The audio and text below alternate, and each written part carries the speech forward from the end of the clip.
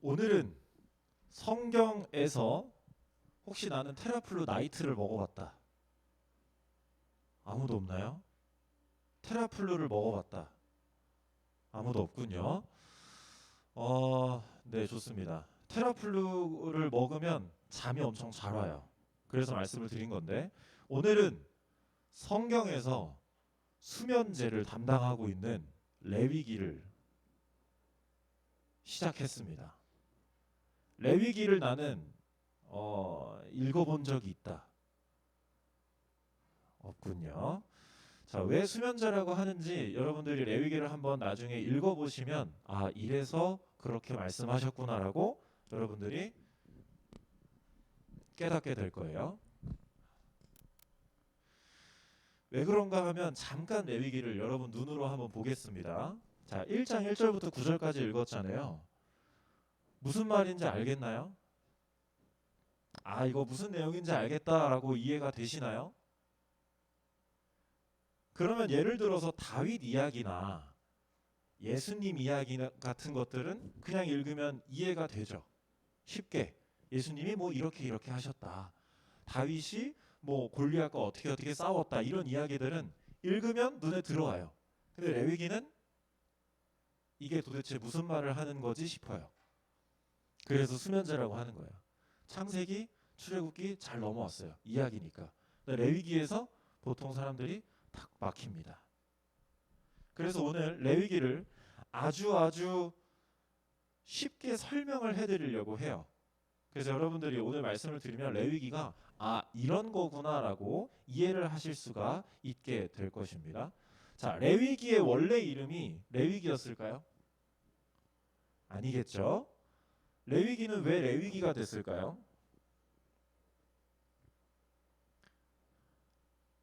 여기 레위기에 나오는 주요 등장 인물들이 어디 지파이기 때문에? 레위 지파이기 때문에. 등장 인물이 누구겠어요? 모세, 아론. 그리고 여기 제사장들이 레위 지파이기 때문에 나중에 이제 성경을 이렇게 번역할 때 레위기라고 쓴 거예요. 원래 이름이 뭐냐면 와이크라라는 이름을 가지고 있다고 해요. 와이크라. 엄청 어려운 뜻은 아니에요. 와이크라의 뜻은 뭐냐면 그리고 그가 부르셨다예요. 자, 1장 1절을 봅시다. 여호와께서 회막에서 모세를 부르시고. 와이크라가 뭐냐면 레위기 첫 시작하는 문장을 제목으로 정한 것뿐이에요. 근데 그 뜻이 뭐라고요? 그리고 그가 부르셨다예요. 무슨 말이냐면 출애굽기 그 다음에 레위기라는 새로운 책이 시작되는 게 아니라 출애굽기랑 레위기는 어떻게 돼 있다? 이어져 있다. 출애굽기 이야기를 하시고 그리고라고 레위기가 시작되는 거예요. 그러니까 레위기는 출애굽기의 연장선상에 있다라고 여러분들이 이해를 하시면 됩니다. 새로운 책은 아니에요. 출애굽기 그 다음 이어서 진행되는 이야기라고 생각하시면 되겠습니다. 이건 여러분들이 좀 적으셔야 되는데 레위기에는 어떤 내용이 담겨 있을까예요. 레위기에는 어떤 내용이 담겨 있을까예요. 당연히 아는 분들이 없겠지만 레위기의 내용은 뭘까요? 처음 저희가 읽었던 것처럼 어떤 것들이 들어있는 것 같아요? 잘 모르겠죠? 이래야 정상입니다. 레위기는 정답부터 말씀드리면 하나님과의 소통 방법이 써져 있는 거예요. 이건 적으시면 좋을 것 같아요.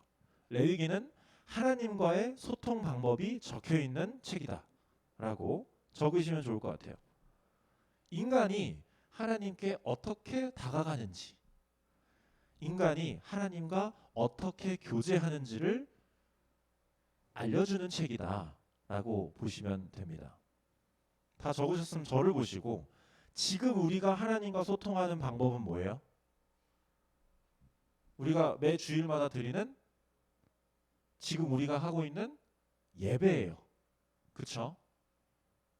하나님과의 소통 방법이에요. 이게 예배가 유일하게. 옛날에는, 그러니까 레위기에는 하나님과 소통하는 방법을 지금은 예배라고 부르지만 당시에는 제사라고 부르는 그 하나님과의 소통 방법을 레위기는 말하고 있어요. 저희한테 레위기에 써져 있는 거예요.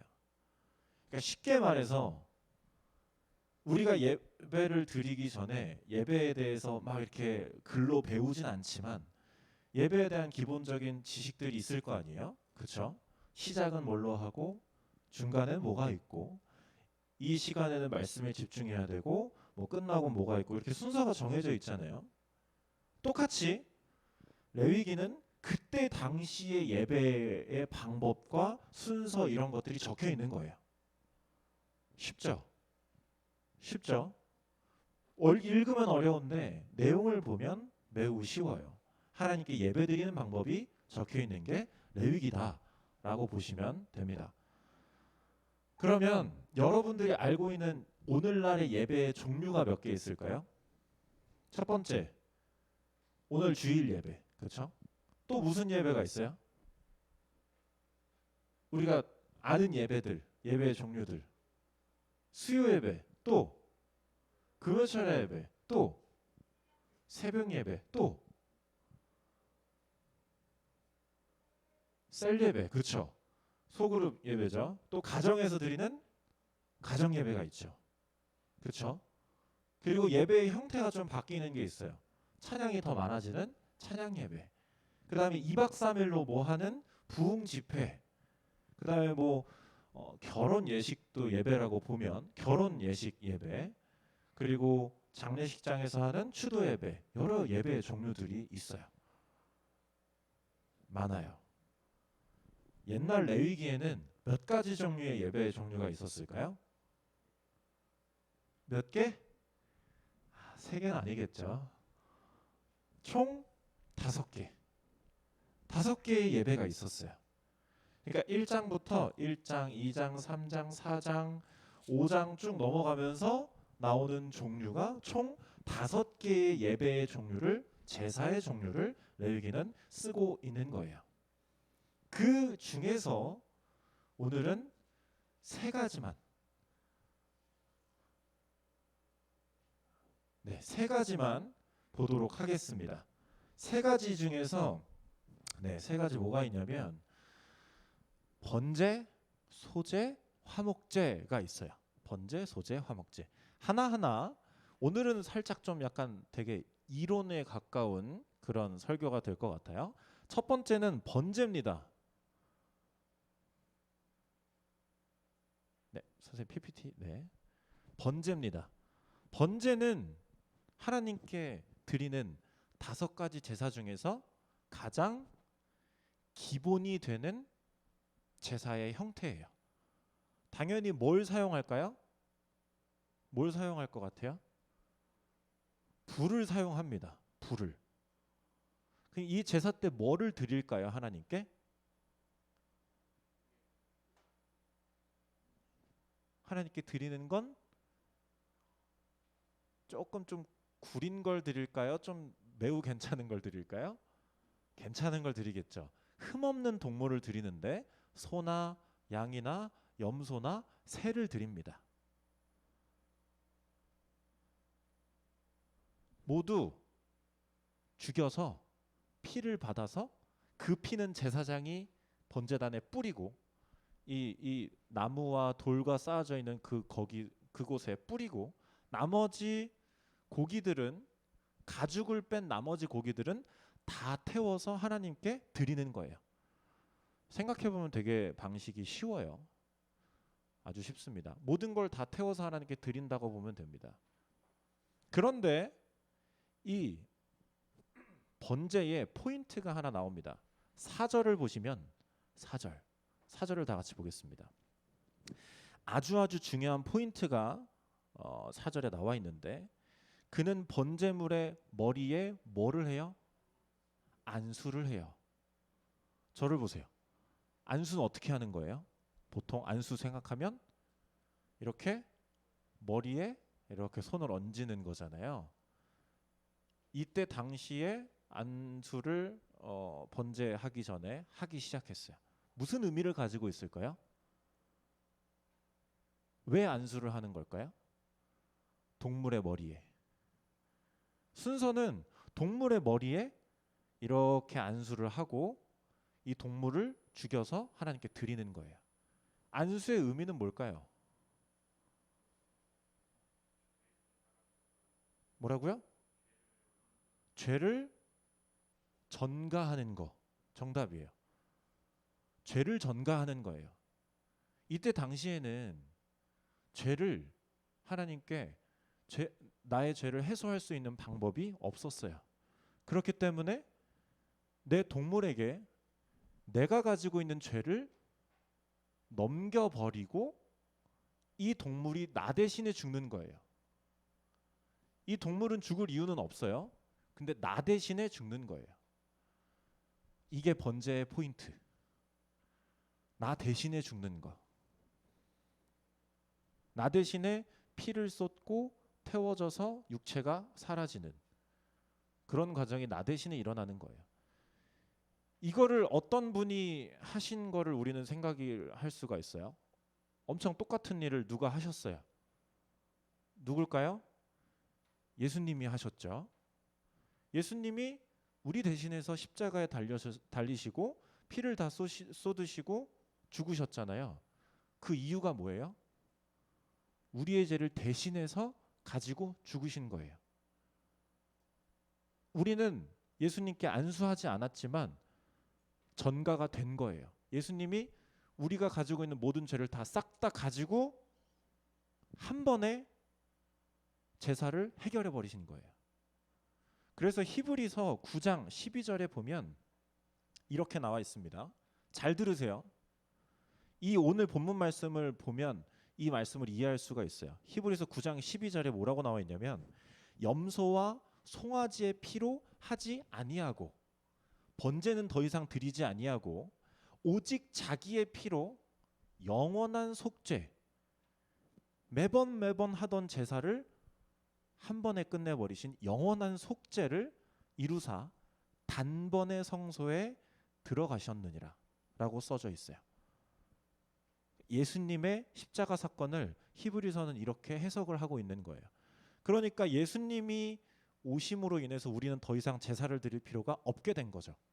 예수님이 안 오셨으면 우리는 계속 동물한테 전가해서 동물이 죽고 또 전가해서 동물이 죽고 이런 과정을 반복했었어야 돼요. 근데 예수님께서 그 모든 것들을 한 방에 끝내버리셨다라는 거예요. 이해가 되시나요? 그렇죠? 여러분들이 지금 이해하신 게 맞을 거예요. 그래서 번제는 이런 예수님께서 한 방에 이 제사를 이루셨다라는 것을 우리가 안다면 올바른 이해를 하고 있다라고 할 수가 있습니다. 두 번째는 뭐였죠? 소제였습니다. 소제의 번제는 동물을 드리잖아요. 소제는 뭘 드릴까요? 2장 1절에 나와 있는 것처럼 고운 가루 혹은 곡물을 드려요. 방법은 번제와 똑같이 불태워서. 방법은 번제를 따라요. 기본이라 그랬잖아요. 그래서 이 곡물을 빵 반죽처럼 만들어서 태워서 드리기도 하고 생으로 드리기도 하고 물에 삶아서 드리기도 해요. 옛날의 제사는 아니죠. 지금 제사는 뭘로 재산 가치를 인정하죠? 통장 잔고, 뭐 부동산, 주식 이런 것들로 개인의 재산을 측정하잖아요. 옛날은 뭘로 했을까요? 가축 마리수, 가진 곡물 양 이런 것들로 옛날엔 재산을 측정했단 말이에요. 근데 여기서 드리는 고운 가루와 곡물을 하나님께 드리는 소제는 뭐냐면 내 재산을 하나님께 드리는 것으로 볼 수가 있어요. 그러니까 소제의 의미는 뭐냐면 하나님께 나의 것을 아끼지 않고 드린다라는 의미예요. 나의 것을 아끼지 않고 드린다라는 의미입니다. 소제는. 내가 가진 것을 하나님께 드린다라는 거예요. 자, 빠르게 세 번째로 넘어갑니다. 지금 헌금이랑 매우 비슷한 의미를 가지고 있죠. 소제는. 그렇죠? 자, 세 번째는 화목제입니다. 화목제. 화목제는 하나님께 뭘 드릴까요?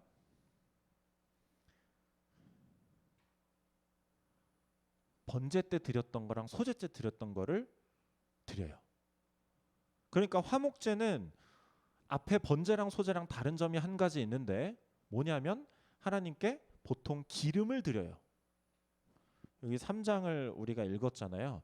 내장에 덮인 기름과 내장에 붙은 모든 기름 등등 기름을 드려요. 그럼 나머지 뭐가 남아요? 동물의 맛있는 살코기가 남겠죠. 그거는 어떻게 하냐면 이 사진처럼 나머지 고기는 다 같이 식사를 해요. 다 같이 식사를 하는 시간인 거예요. 화목제는. 예수님께서도 십자가에 못 박혀 돌아가시기 전에 최후의 만찬을 하고 돌아가셨어요. 그러니까 이때 당시 식사는 어떤 의미를 가지고 있냐면 화해와 어떤 사랑을 나누는 그런 시간이라고 인식을 하고 있었던 것 같아요. 지금보다.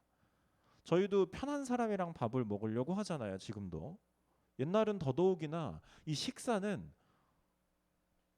화해가 일어나고 친목이 일어나는 시간이었어요.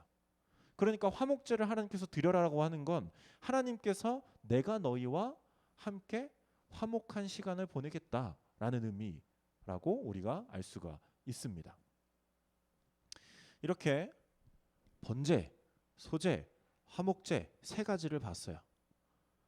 근데 이 세 가지와 나머지 다음 주에 배울 두 가지는 한 가지 다른 점이 있는데 뭐냐면 성경에 보면 이 번제, 소제, 화목제를 언제 드려라라는 말을 써놓고 있지 않으세요.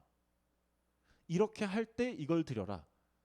이거를 뭐 잘못을 저질렀으면 이걸 드려라. 이런 말씀을 안 하고 계세요. 그러니까 이 세 가지 제사는 자발적으로 하나님께 드려야 된다라는 거예요. 이걸 어떻게 이해해야 하냐면 지난주 성막을 지을 재료를 누구에게 가지고 오라고 했잖아요. 백성에게 가지고 오라고 했잖아요. 무슨 마음으로? 기쁜 마음으로. 왜? 이유가 뭐였어요? 하나님께서 원래 멀리 계신 하나님께서 우리에게 가까이 오신 걸 계속 기억하게 하기 위해서였잖아요. 오늘 번제, 소제, 화목제도 매우 비슷한 의미를 가지고 있어요. 이 세 가지는 우리 인간이 하나님께 자발적으로 하나님께서 받으시기에 기쁘시도록 3절에 나와 있는 것처럼 그런 마음으로 하나님께 드려야 된다라는 거예요. 조금 더 이해하기 쉽게는 뭐냐면 서로 사랑하는 부부가 있잖아요. 여러분들의 부모님을 생각을 해보시면 부모님들은 서로 이건 내 거, 그건 너 거 라고 마음을 정하고 시작하셨을까요? 아니겠죠.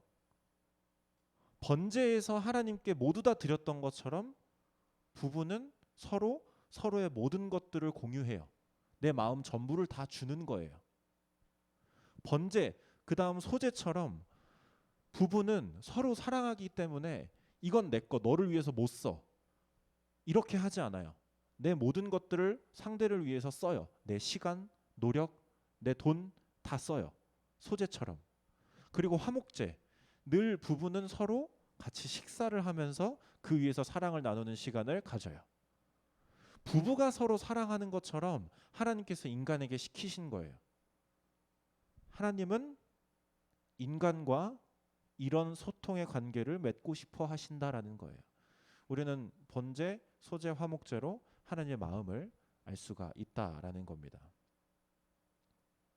그리고 이것을 정리하자면 맨 처음에 배웠던 번제처럼 이 모든 제사는 누구에게서 정리가 돼요? 신약에 와서 예수님으로 한 방에 정리가 돼버리는 거예요. 오늘 대예배 시간에서도 목사님께서 말씀을 하셨지만 원래 하나님과 인간은 멀어져 있는 사이가 아니었어요. 그렇지만 아담이 범죄함을 통해서 하나님과 인간 사이는 멀어졌잖아요. 근데 이 사이를 다리를 누가 놓았어요? 예수님이 놓으셨죠. 그거랑 똑같은 거예요. 하나님과 사이가 멀었기 때문에 우리는 제사를 계속 드렸었어야 돼요. 그런데 예수님께서 자기가 우리에게 몸과 피를 전부 다 주심으로 인해서 이 모든 제사를 한 방에 정리해 버리셨다라는 걸 여러분들이 이 레위기를 볼 때, 제사를 볼 때 반드시 기억을 하셔야 된다라는 겁니다. 영원한 제물이 되신 예수님. 그래서 어린 양이라고 하는 거예요. 예수님을 한 방에 정리하신 어린 양이라고 우리가 부르는 겁니다. 그러면 우리의 마음은 어때야 될까요? 예수님을 향한, 예수님께서 우리에게 주셨던 것처럼 우리가 하나님께 드리는 마음은 아낌없는 마음이어야 될 거예요.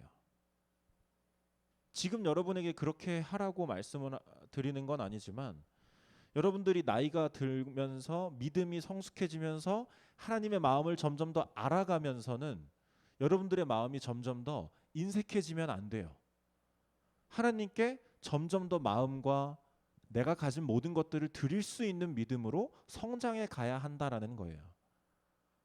그게 여러분들이 앞으로 살아갈 때 가져야 되는 마음가짐, 믿음의 방향이라고 할 수가 있습니다. 그래서 예수님께서 우리에게 하셨던 것처럼 우리도 하나님께 아끼지 않는 마음, 아끼지 않는 믿음으로 우리는 살아가야 한다라는 걸 여러분들이 마음속에, 그리고 여러분들의 믿음 속에 새기시기를 바라겠습니다. 기도하겠습니다.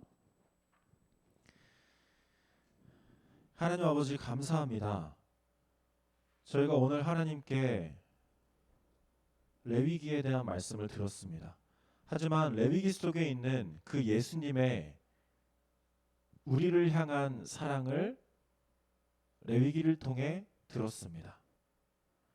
예수님께서 우리를 위해서 자기의 전부를 내어놓으신 것처럼 우리도 하나님께 전부를 내어놓을 수 있고, 또 우리가 내 이웃을 위해 내 전부를 내어놓을 수 있는 그런 믿음으로 성장할 수 있도록 하여 주시옵소서. 내 믿음이 성장할수록 인색해지고 치사해지는 게 아니라 내 믿음이 성장할수록 하나님께, 내 이웃에게 나의 모든 것들을 내던질 수 있는 그런 믿음으로 자라날 수 있도록 하나님께서 우리와 함께하여 주시옵소서. 예수님 이름으로 기도드렸습니다. 아멘.